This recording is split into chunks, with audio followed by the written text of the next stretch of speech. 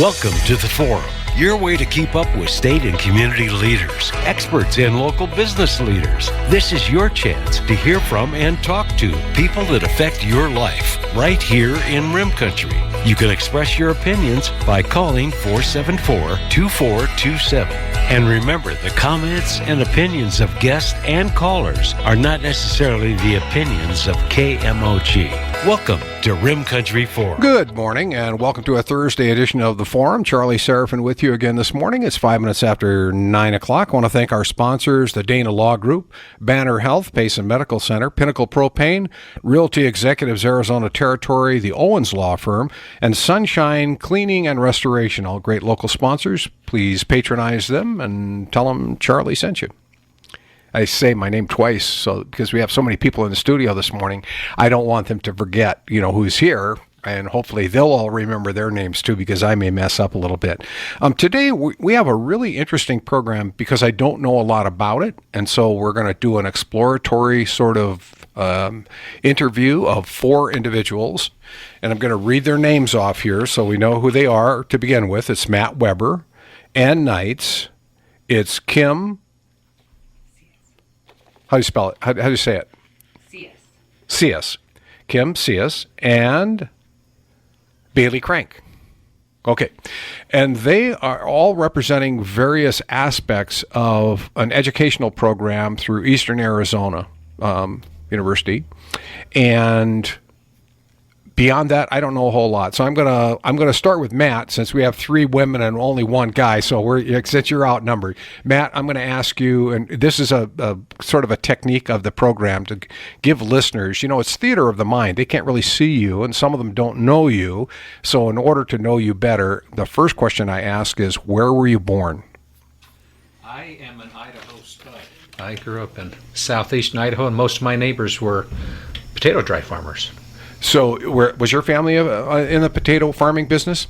No, we were in education. Both my father and mother were teachers. My father at a community college and my mother at the local elementary school. Okay, and so you followed in their footsteps and were interested in education right from the get-go?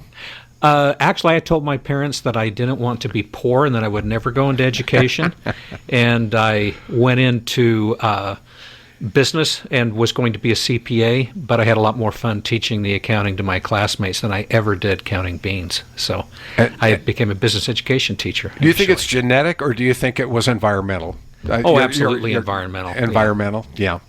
Yeah, I noticed, and you do have a cardboard in the soles of your shoes this morning too, as well, right? Absolutely. those recycled soles. So, and you live in Show Low? I live in Heber. Oh, you live in Heber. Okay. I'm pretty central to the 11 public school districts that NAVIT serves. Okay, and let's go right there. NAVIT. What does that stand for? Is that an acronym? It's a mouthful. Northern Arizona Vocational Institute of Technology. And so we absolutely love to say NAVIT. We don't like to have to spell out our legal name. Okay. And we're a career and technical education district, CTED. So NAVIT CTED is mostly the vernacular that we use.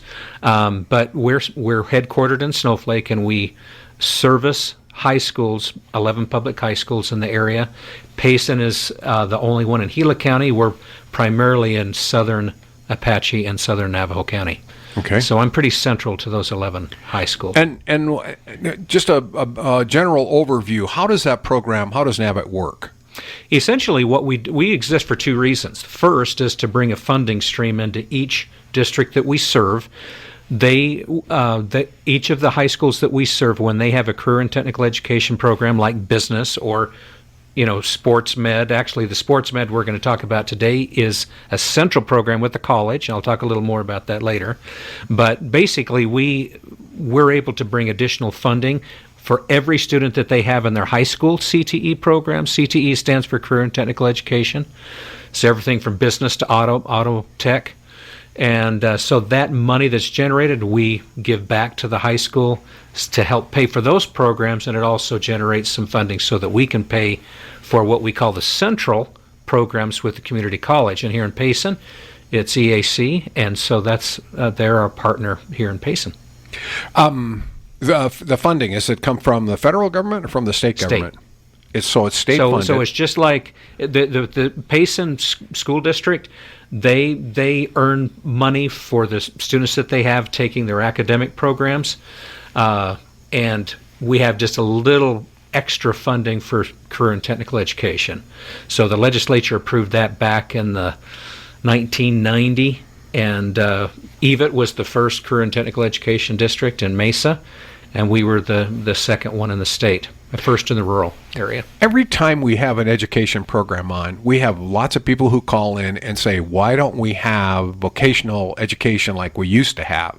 Why don't we have, auto shop and metal shop and wood shop? And why don't we teach other skills, cosmetology and, but practical skills that students, when they graduate from high school, can go out and begin to earn a living, HVAC, and, the list goes on. And the reality is that we do have those programs. Absolutely. The educators always say that. Go, no, we have that. But there's a misconception in the public that we're all academic and we're not technical in our school systems, and that's not the case in Arizona, obviously, from what you just said. Absolutely. In fact, the whole vocabulary has changed.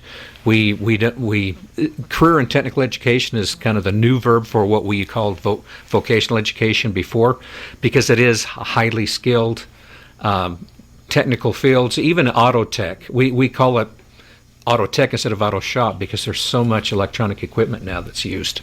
Right. It's not you're not a grease monkey anymore. You have to have computer skills in order to Absolutely. fix any kind of vehicle, because they're all. Well, my truck is not that smart, but there are a lot of smart vehicles out there, right? Yeah. Anne. Yes, good morning. Okay, good morning. Welcome. Where were you born? I was born at Luke Air Force Base, so technically I am an Arizona native. We did move all over the country and overseas a few times, but my mother's family was always from Arizona, so that's where we called home base, and we've been back here since the late 80s. And what drew you into education? How did you get involved? I was not in education until more recently. Previously, I worked in a administration capacity. When we moved to Payson from Phoenix, I was at home with a caregiver, as a caregiver, and eventually things worked out, and I was like, I need to do something more and something challenging. And there was a position open at the college, so I started there actually part-time. Eventually someone retired, and I loved the college, and so I became full-time and have been there going on 8 years now. You serve in a coordination kind of role? Is that what you would call it? Yeah, my title is campus coordinator. Okay. So I pretty much oversee anything related to student services. So admission, registration, records, fiscal, that kind of work. And then the other people here with us today, they're actually instructors. So on the academic side, they report to our campus dean. Okay, well, let's meet one of them. Bailey, good morning. How are you? I'm good. How are you? Okay, getting real close here, so you sound real, real friendly. Where were you born? I was born in Richfield, Utah. Okay. Yep, small town. And then we came to Payson when I was 12 because my dad got a job. Okay. The Forest Service. And so you've been pretty much raised in Payson from the time you were 12.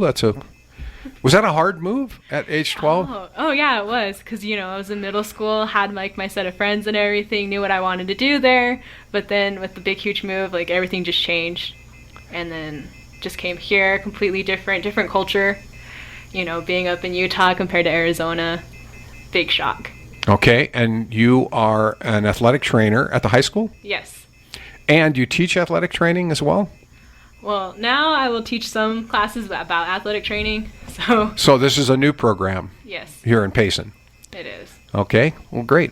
And Kim, how are you? Hi, good. How are you? Excellent. And tell us, where were you born? I was born here in Payson. Oh, you're a native. I am. Boy, I think I get about one out of about 40 that people that's actually born here in Payson. Well, that's great. So how has Payson changed in your lifetime? Oh my goodness, we are definitely growing, definitely changing a lot. Some good, some bad, but, it's changing. And what do you teach? I'll be teaching the nail program. Okay, not like hammer and nail. No. Okay. So what does that entail, the nail program? So we're going to be teaching the students and adult learners how to do an acrylic nail, how to do manicures and pedicures, and pretty much everything that entails, including you'll learn a lot about the skin and the nerves and the muscles.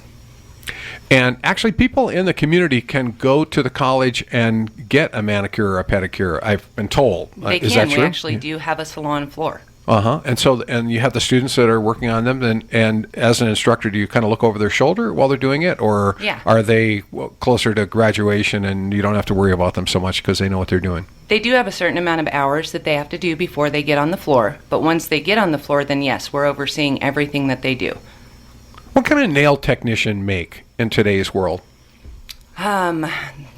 Depending on where you're at, you can make anywhere from $20 an hour to $50 an hour.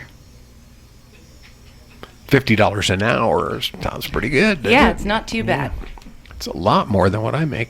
Well, Maybe I should have teach gone you. to nail technician school. Yes. Maybe I can still do that. You can. Is there an age limit? Can older people come in and be involved in the programs? I don't believe so. I think you can come whenever. So anyone can enroll in the program. It's a 2-semester program. If the student is 55 or older, the tuition is waived for any class at the college if you are a U.S. citizen and have Arizona residency, meaning that you've lived in Arizona for the past year. So there is tuition, course fees, and kit fee for the high school students through the NAVIT program. As Matt said, NAVIT covers those costs for any students. If you're an adult student, depending on your age, we could certainly figure out the cost for them to attend the program. Excellent. We have a call, and we're going to go to the phones right now. Say good morning. Welcome to the forum. Who's on the line? Somebody? Change their mind? Okay, if you have a question or a comment this morning about career and technical vocational education, I'm not sure I got all the letters right, but we know what it is, and it's offered here in Payson, but it's a statewide program. There's that call. 474-2427 is our number, and the line is occupied. Good morning. Welcome to the forum. Who's on the line? Good morning. This is Joe. Hi, Joe. And good morning to everybody at the studio. I have a friend that came up with a suggestion. I'm a jack of all trades. I was a facility specialist. I went to vocational and technical high school in Staten Island, New York for woodworking, and I can fix anything but a broken heart. And we were wondering, the two of us, he's the same way. He can fix anything, this guy. And he came up with this idea, and I'm 100% behind it, of starting a course that will make you able to take care of everything around your house. You're not an expert plumber, you're not an expert electrician, you're just like a jack of all trades, where it teaches just a little of everything, like how to put a new faucet on your sink, and just the general maintenance things to keep up your house, and maybe change the oil in your car and take the battery and change it. Simple things like that will cost people a lot of money to have someone come in to do. And, Reader's Digest came out with a good book like that on how to fix anything, and you open it up, it'll show you a washing machine and how to tear into it, things like that. But just a general course on all sorts of things. That's just my 2 cents. You guys have a good day.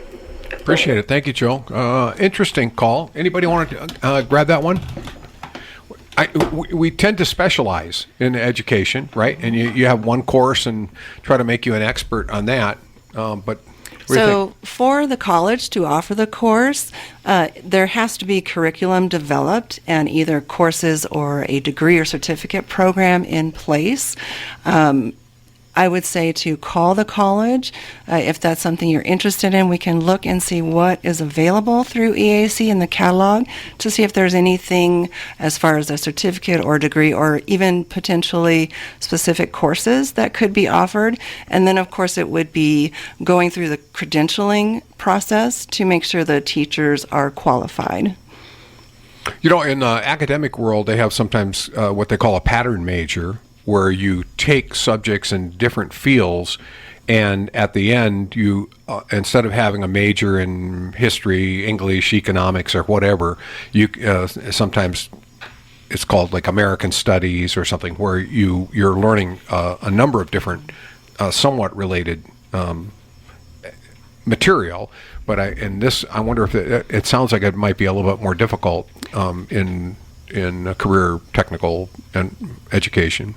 Yeah, in general studies is what we have through EAC. There are general education courses that are needed, but then there are a lot of other courses that are more that can be more selective.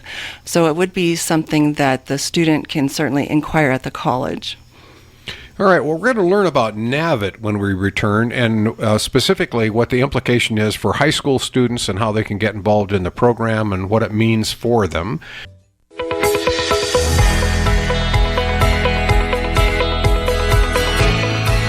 Thank you so much for joining us this morning here on the Rim Country Forum. We're talking about education, and before I go on to NAVIT and that program, we had an interesting discussion off the air based on Joe's questions.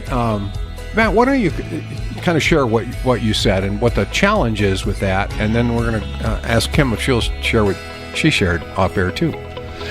Yes, what we've found, particularly in career and technical education, is everything is driven by funding. And the legislature has in place very specific key indicators on how we get paid.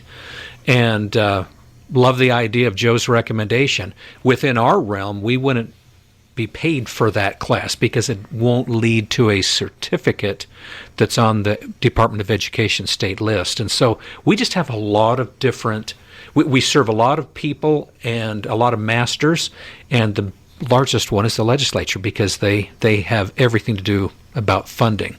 So at least in our case, we wouldn't be able to participate in a program like that or in a class like that, as wonderful it would be. I would love to take something like that myself personally. Yeah. Okay, Kim?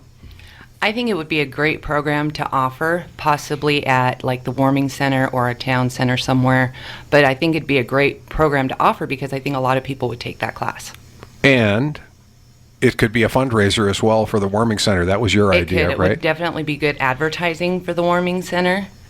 And it would be something that would make people more aware of what the warming center does. Yeah. So, Joe, if you and your pal wanted to get together and build a curriculum, that would be the first thing. You have to do an outline of what you're going to cover in the course, how long it would, how many sessions it would take, and you're going to go from the wash machine to the refrigerator and everything in between, right? And kind of organize it on paper first, and then you'd have a structure which you could advertise and make it available in the community. And I think you're right. I think a lot of people would go just to learn a little bit because we're all somewhat helpless, and in our environment, especially right now, it's so hard to find people to do work because there are a lot of people who are collecting government benefits and not working, just putting it bluntly. And I talked to someone this morning at the gym, same thing. He said he's had a project that he's had, called 6 different people, and people show up, but they don't really want to work, or they say they'll take the job, and then they go away and they don't come back again. And so it's hard. And you look at all the help wanted signs, every retail business in town, all this. So there is a lot of need. But if you call somebody to get a repair, some companies are more reliable, but others are not, and it's hard, and it's expensive too, because those people are paid. The technicians are paid well, and the fees are high. So that kind of gets us back to NAVIT, and the purpose of the program is to encourage high school juniors and seniors to get involved in this in some kind of technical education along with their academic work, right? Very much so. We stress at NAVIT is that every scholar needs a skill. You have to be well balanced. You need the academic classes. But in today's world, we need marketable skills. Even if we're headed to college, future teachers will spend, $70,000 on a bachelor's degree. How are they going to pay for that? And so we offer through our different high schools and the college programs that we have, we have over 70 different programs available between the high schools and the colleges. So we're excited to be able to do that. And so I think the main thing that I want to emphasize today is that where we have two new central programs, sports med and nail technician, is that we just want to get the word out. And these are both central programs. And when I say central programs, they're being taught at Eastern Arizona College here in Payson. And NAVIT pays the tuition, books, and fees. And so it's not uncommon for us for even a year program to spend several $1,000s on the student. We're excited about that because that's less pressure on families, that and the students. So we're excited to be here today on the forum to share the information about those programs. What is if a parent is listening right now, or a student that's going to be a junior or is a senior? What do they have to do in order to get enrolled in one of these programs, and how can they learn more about it? Yeah, the first thing we'd want them to do is to make sure that they work through their local high school and make sure that they're on track to graduate. We want them talking to, Lisa Green. She's kind of the main coordinator. But the counselors at the high school also know about us. And so they need to be able to free up their schedule, because the central programs at the college, they're 3-hour blocks every day. And so they've got to have some time freed up. But it's possible. We have students that are able to do this all the time, and we offer nursing and allied health programs. Allied health is a great opportunity for students too, but the two we want to focus on today was a sports med and nail technician. So okay, let's go to the instructors then, if we can. Bailey, the sports med program, it's new to you as well, yeah? Yeah. So what do you anticipate, and what would you say to someone who says, well, that sounds kind of interesting, I don't know a lot about it? Well, I'll say, sports med is really great to know, especially with this program. They get to successfully complete a program and have a certificate, and then be able to sit in for the National Academy of Sports Medicine for a personal trainer certificate. And personal trainer and athletic trainer are two different things. Personal trainer can set up a workout, have people come up and pay them to be their clients. They can train them to become better and faster. But then you have the sports med side, where it's an athletic trainer, where they can go in and learn more functional body movements to understand how the body moves, and then they're able to help other people to prevent injuries, and also be able to make them into what they need, what they want. What about treating injuries? The athletic trainer does that as well, right? I mean, if you have a sprained ankle or a pulled muscle or whatever. Yeah. So an athletic trainer, for you to become an athletic trainer, though, you have to have a master's degree. You can't actually do that, even though you have this certificate as a personal trainer. You're not allowed to, but you can get away with it with the Good Samaritan. But as an athletic trainer, you are a health care professional, and what you're doing is taking care of those athletes. But athletic trainers aren't just with sports.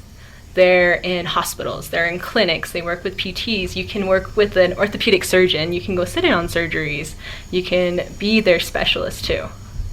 So, one of the things that a lot of young people don't realize, particularly athletes, both men and women, boys and girls, is that there is a when you reach what might be the top of the mountain in athletics, a lot of people think like, I want to be in the NFL, or I want to be in the NBA, or I want to be a Major League Baseball player or Major League Soccer player, whatever. National Hockey League, I don't try to remember them all. That's a super thin segment of the population. Most people will never become a professional athlete. Even if they're really, really good in high school and really good in college, it's just really hard.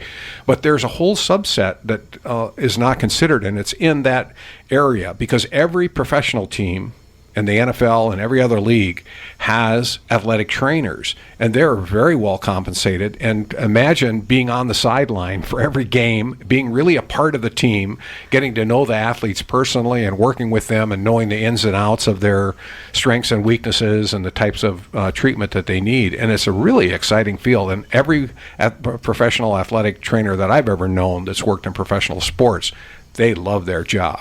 I mean, it's a coveted job, and there's a lot of competition. But if you can get into that, it's a that's kind of the top of the mountain for a lot. Yeah. Yeah, I would consider that. Like, I was at Abilene Christian University, so I worked with track and field and cross country. So I was all around the clock, cross country, indoor season, outdoor season. I knew those athletes, once I knew that they overdid it, I'm like, yeah, okay, told the coaches, hey, they got to rest. They can't do these many types of events in this type of, in this meet next week. Let's put them down to 2, and then let's have them rest because their body's over it. And so they're like, okay.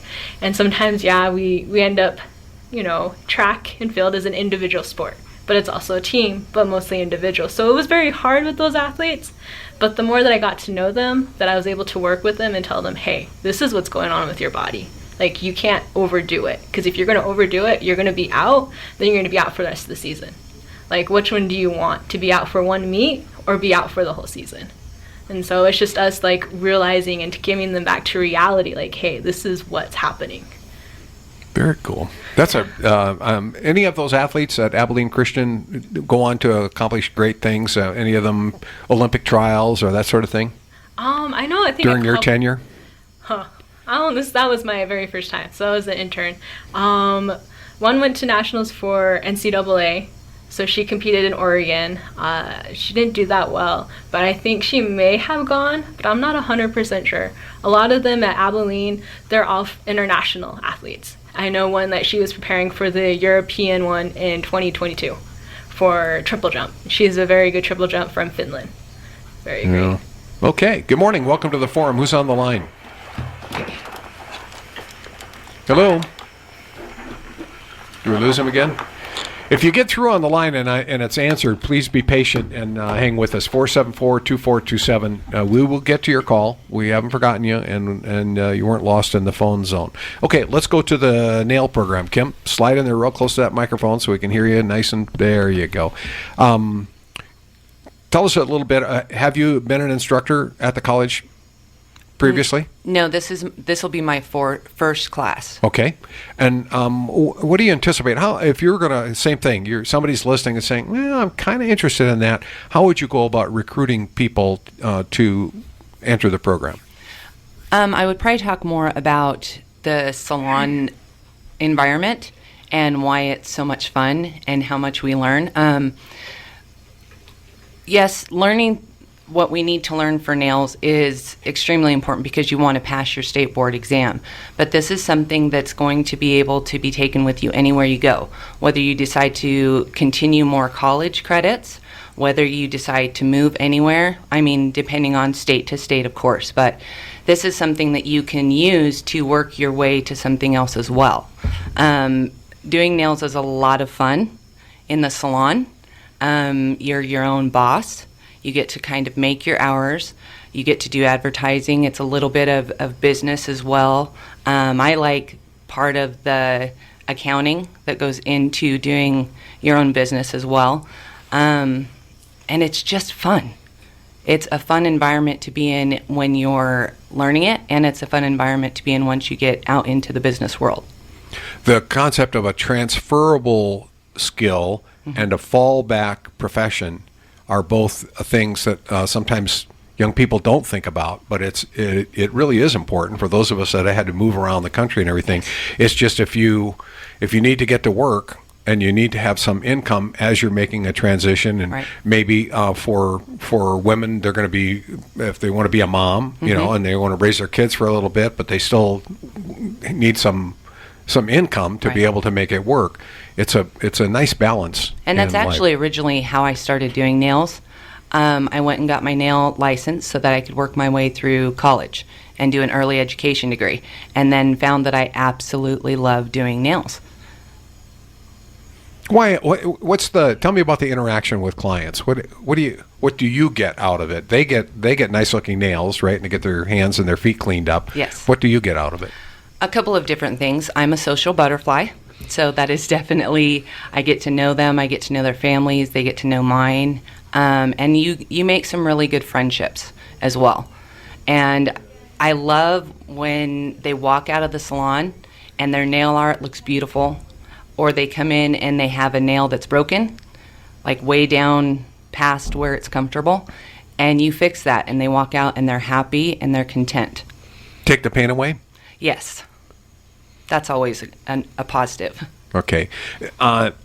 Is nail art an old skill, or is that something that's just appeared within the last few years? Because I don't remember as a kid growing up seeing a lot of nail art, but I've seen there's a lot of nail art out in the community right now. It's definitely more popular now, but it actually goes back from the very beginning. And that's some of the things that you learn in this program is the history of nails. And they've been using nail art for a very, very, very back in long Egyptian times. Yes. And do they have the same kinds of little butterflies and stars and things that we see today, or no? I don't think they were quite that advanced. They definitely don't have some of the really cool tools we have now. But yeah, it has been definitely around for a long time. Do you have clients that want to have those super long nails, like 3-inch nails? I do, actually. I have a couple of clients who have very, very long nails. Most of the time, what seems to be the most popular right now is gel polish that goes straight over the natural nail, so they can't wear them that long. But when we get to put on really long nails, it's kind of fun, because then we have a huge place to put all this nail art. Those really long nails, the women who get those done, do they just like sit home and eat bonbons and stuff? Because I can't imagine doing a real job, any kind of work. You'd be surprised, actually. When you get used to wearing those long of nails, it's really hard to do anything when you break one or when you take them off. Because you've got those grabbers on there, right? Those extension of your fingers. All right, let's go back to the phone. Say good morning. Welcome to the forum. Who's on the line? Steve is on the line. Hi, Steve. Hi. Very familiar with the college. My daughter has worked with Kim as a nail tech for many years, and she really, really knows her stuff and helped my daughter when she first started with this, with so many things. I just wanted to let you know you got really, really lucky to pick that one for a nail tech. And my question would be, is there a new dean at the college yet? Okay, here we go. Good. Thanks, Steve. Appreciate that. You did bring a smile to Kim's face. It's nice to be appreciated. Thank you, Steve. Okay. So the college has hired a new dean, Dr. Emily McRoby, and she will be starting on campus September 1st. She is moving down from Flagstaff. She has many years of community college experience, and we feel she will be a very good fit for the college.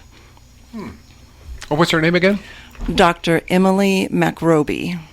Dr. Emily McRoby. Well, we hope we'll get a chance to meet her and have her come in on the program too, because there's a lot of neat things going on at the college, and sometimes people, they drive by, they have an awareness of it, but if they're not involved in a program, they're not a student there, or haven't been to some other program, it's easy to forget, and it's a dynamic part of the community.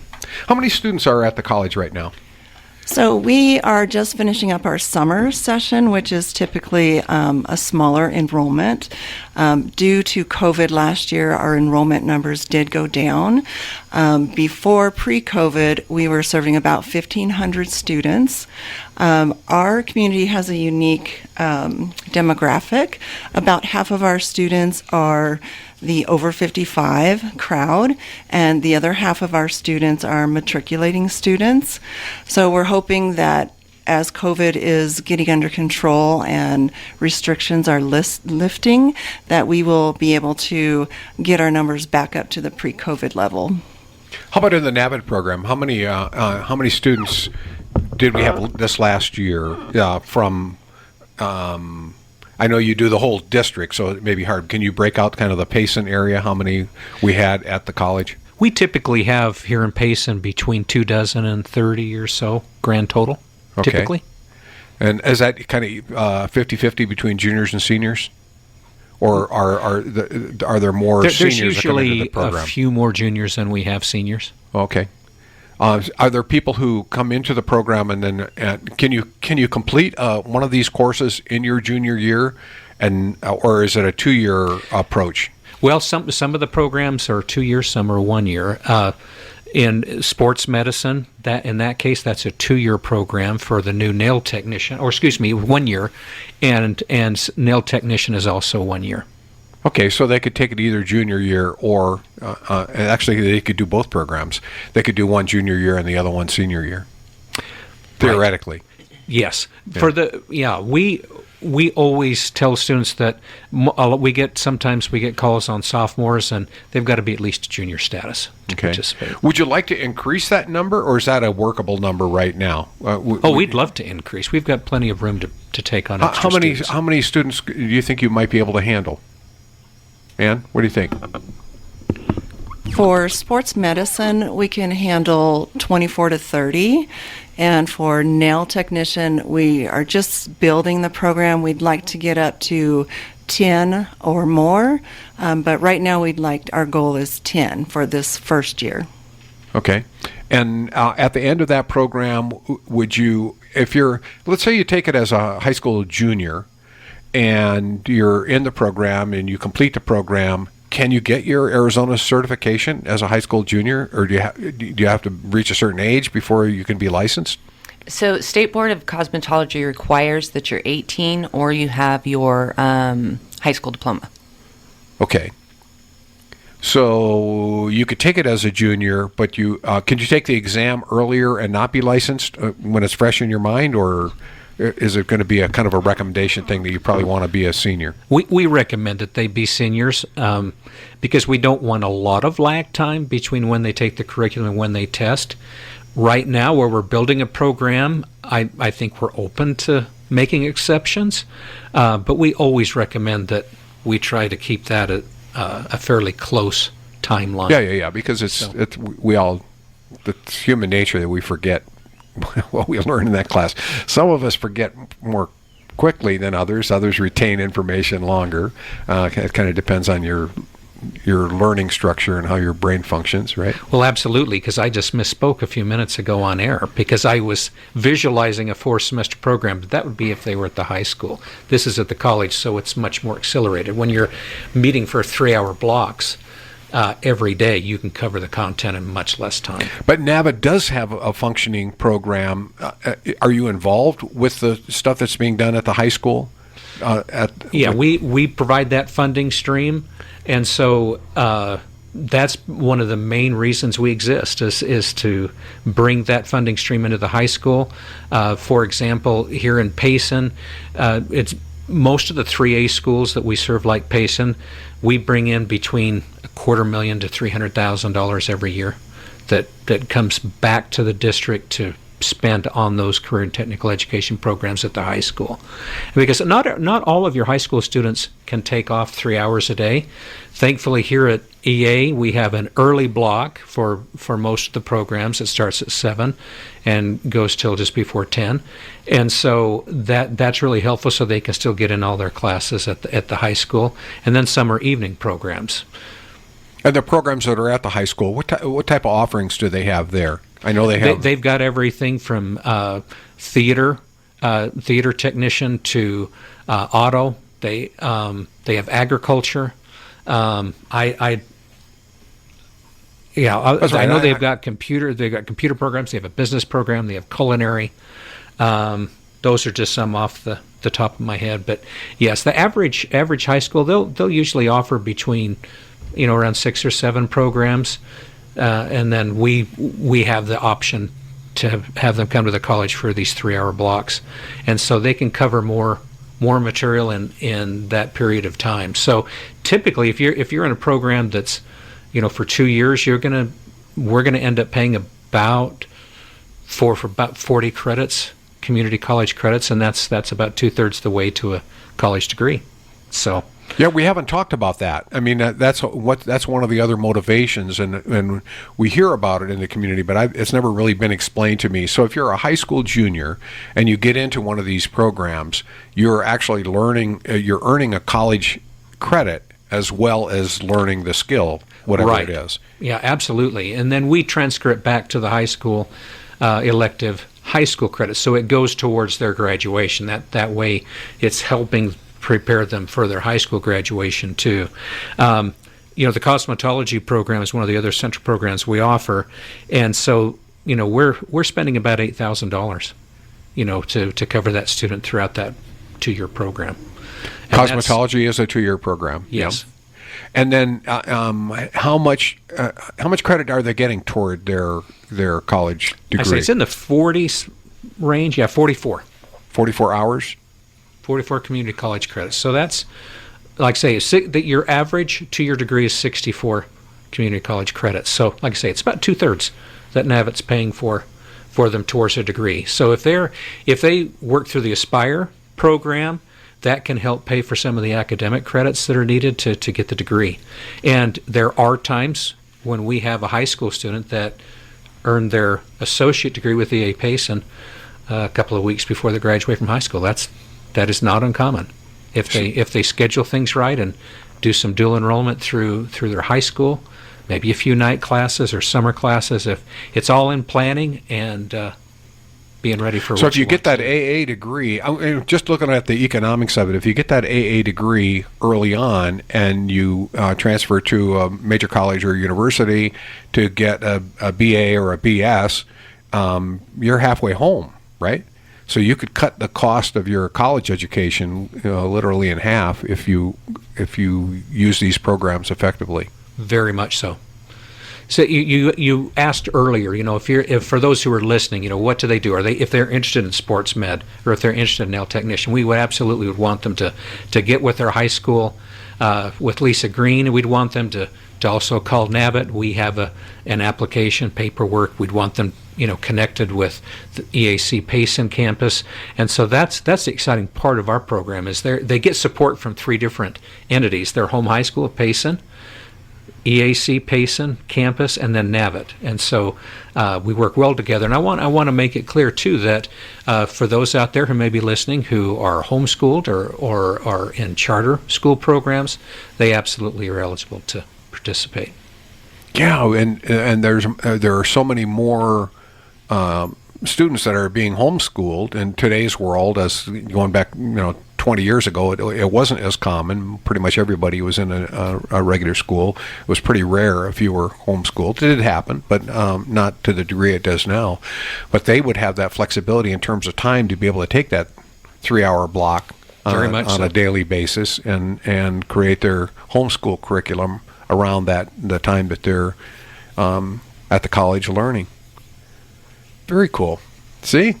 I learned something today. That's a good thing. 12 minutes before 10 o'clock, you're listening to the Rim Country Forum. If you have a question or a comment, 474-2427. We've got some business, and we'll have more after this.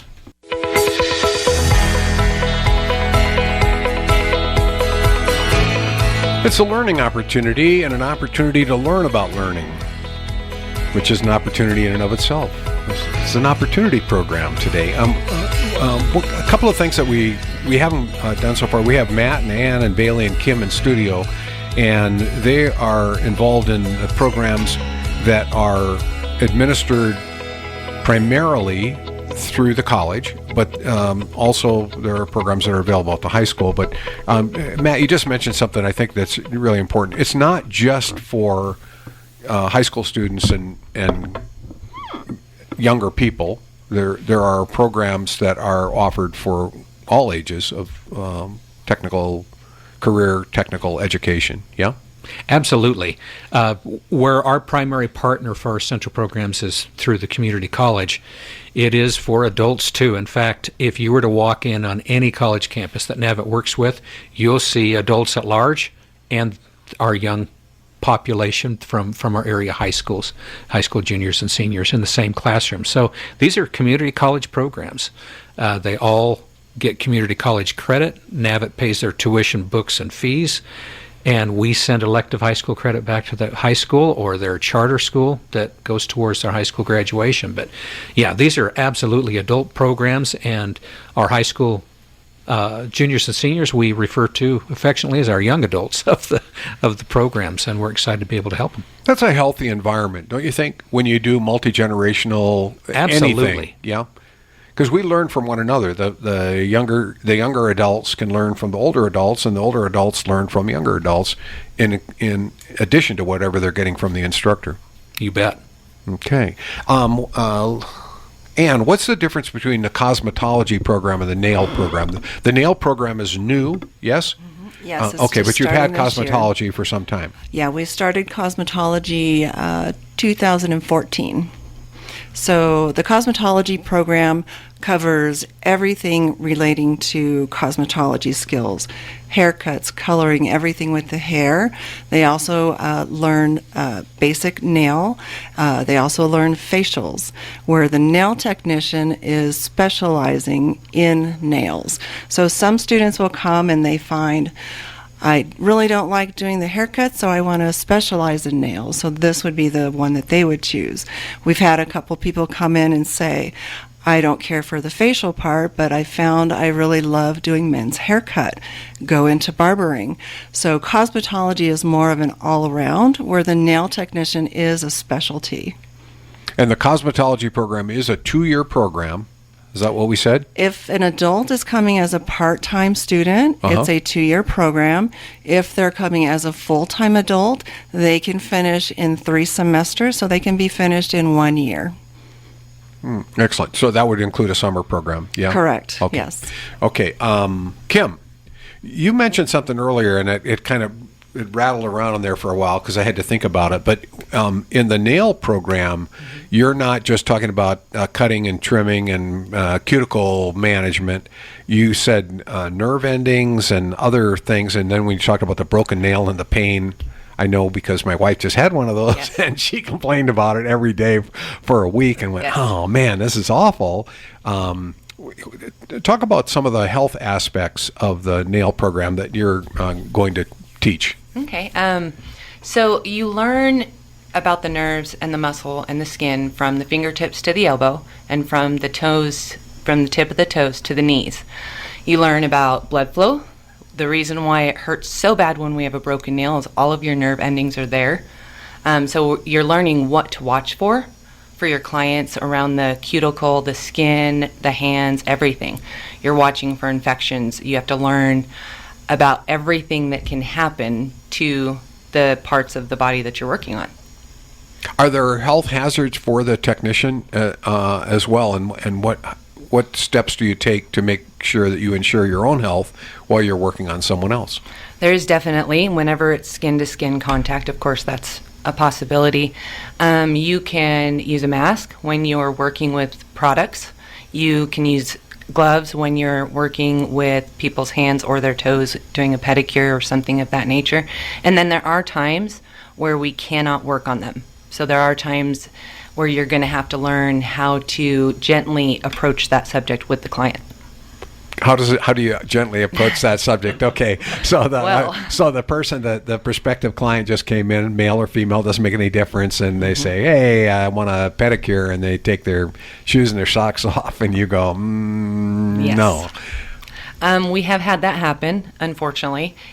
Being in the business for over 20 years, it's going to happen a lot, and it all depends actually on the personality of your client and the mood they're in that moment, actually.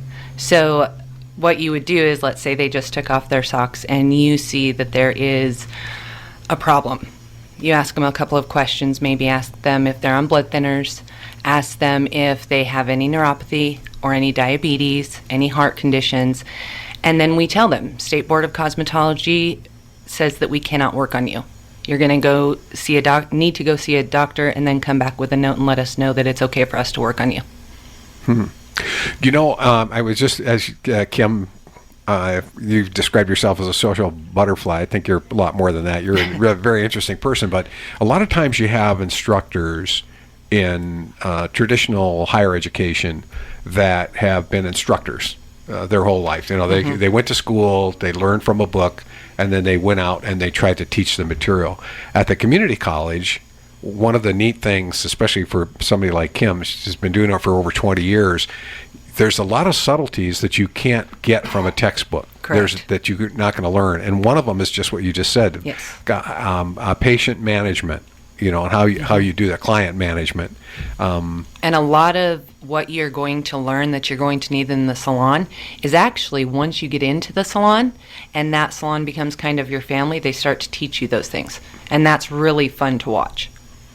Yeah, but your students are going to get the advantage of not before they ever get to the salon. They're going to learn a lot of things that they would learn otherwise on the job. You're going to get the technical education, and then you're going to get the on the job education as well because of the nature of the instructor. Which is why one of the reasons why I wanted to teach is so that I could teach not just the textbook, but what they're going to need once they actually get into the salon. Because there's a lot that is not in the textbook. Bailey, as you looked at your curriculum, and again, this is a new program, so for people that are interested in sports medicine and want to become an athletic trainer, what did you see there, and how would you describe it?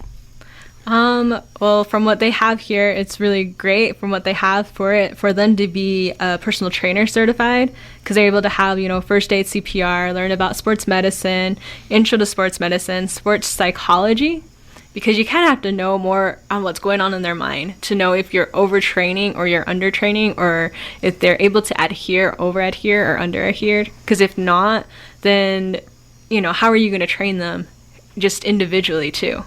And then the kinetic anatomy, learning how your body moves. And then athletic training practicum is learning about injuries. So teaching them, here's your typical ankle sprain. When you see it, they'll have swelling, a little bit of bruising, less range of motion in their ankle. And so as them becoming a personal trainer, they're able to be like, so you're injured. We can't really work with that, but we can work with your whole body other than that area.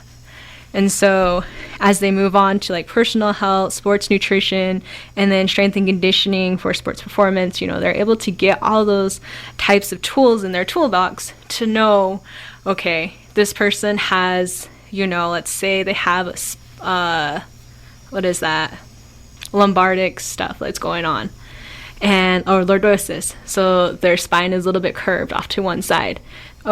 So now we have to work with these other types of exercises to make sure that they are strengthened in their lumbar spine for them to be able to lift a certain amount of weight. So I'm able to teach them that, so when they become a personal trainer, they're able to make a complete workout to that person individually. Will you bring some subjects into your classroom that they can sort of work on? Will you bring an athlete in and say, sit in the chair and we're going to practice taping an ankle, doing some of those kinds of things? I wouldn't per se bring in an athlete, but depending on how many students I get, if we are able to have a nice number of students, they're able to work on one another. Okay. So when they're palpating an ankle or feeling for things, they're able to know, am I doing it too soft, or am I going in there just right for you to feel? And then taping ankles, be able to get that criticism from one another. Because when I'm in the athletic training room, like I had this week, I was taping one of the kids' ankle. I go, tell me if this is too tight. And they're like, no, it's fine. I go, no, because this is your foot. And if it's too tight, I need to know so I don't make your ankle taping too tight. Yeah. Awesome stuff. Thank you so much, all of you, for what you do, and a wonderful program. And hopefully, if some parents or grandparents or students are listening this morning, we've sparked a little interest there. The two new programs, the nail program and the athletic training program, we're in the recruitment mode here, folks. So talk to your counselor at the high school, or if you're an adult out in the workplace and you're thinking about changing careers or adding another skill set to what you're doing, you can contact the college directly. And thanks for coming in. Thank you so much for having us. Yeah. That's Matt, Ann, Bailey, Kim. Wonderful. And come back and visit with us again soon. Oh, I think our sponsor's here. Where did I put the list? It's a Thursday, folks. It's my Monday, sort of. Dana Law Group, Banner Health, Payson Medical Center, Pinnacle Propane, Realty Executives Arizona Territory, the Owens Law Firm, and Sunshine Cleaning and Restoration. Thanks for being here. You know what tomorrow is. I don't even have to tell you. Common Sense Friday. Oh, boy. Probably after last week, we kind of blew out the phone. So we'll be taking a lot of calls, and we'll see what your impression is of what's common sense and what's not. We look forward to it. Thanks for listening. Have a beautiful day. You're listening to KMOG Payson. It's 10 o'clock.